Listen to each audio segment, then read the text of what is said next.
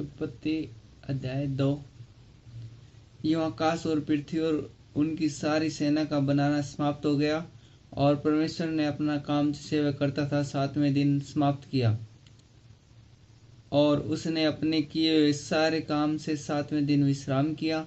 और परमेश्वर ने 7वें दिन को आशीष दी और पवित्र ठहराया, क्योंकि उसमें उसने सृष्टि की रचना के अपने सारे काम से विश्राम लिया।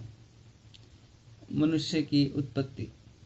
आकाश और पृथ्वी की उत्पत्ति का वृत्तांत यह है कि जब वे उत्पन्न हुए, अर्थात जिस दिन यहोवा परमेश्वर ने पृथ्वी और आकाश को बनाया था और नए मैदान का कोई छोटा पेड़ हुआ था, क्योंकि यहोवा परमेश्वर ने पृथ्वी पर जल नहीं बरसाया था और भूमि पर खेती करने के लिए मनुष्य भी नहीं था, तो भी कोहरा पृथ्वी से उठता था, जिससे सारी भूमि सिंची जाती थी।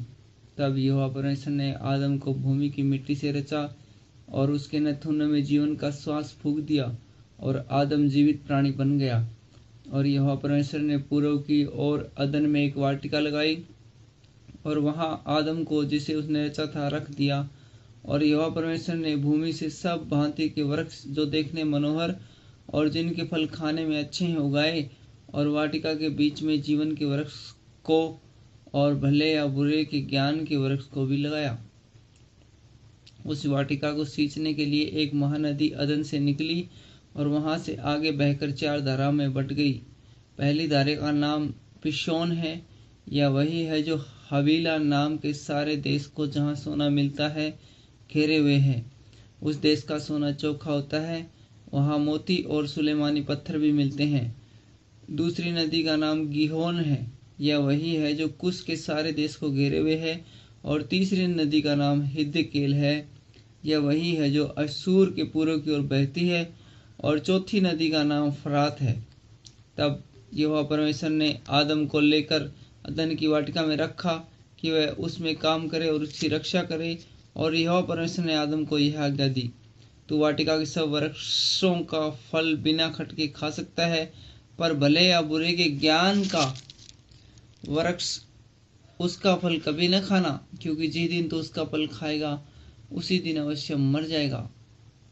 फिर यहोवा ने कहा, आदम का अकेला रहना अच्छा नहीं, मैं उसके लिए एक ऐसा सहायक बनाऊंगा जो उससे मेल खाए।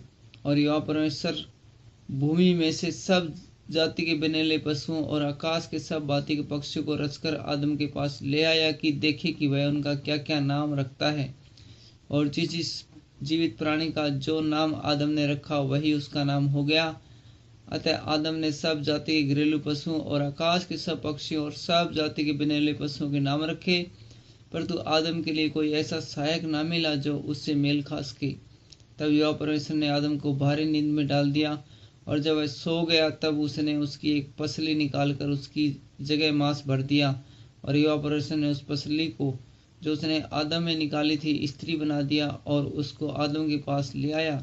तब आदम ने कहा, अब यह मेरी हड्डियों की हड्डी और मेरे मांस का मांस है, इसलिए इसका नाम नारी होगा, क्योंकि यह नर में से निकाली गई है।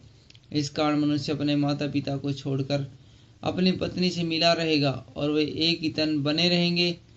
आदम और उसकी पत्नी दोनों नंगे थे पर लजाते न थे। Thank you.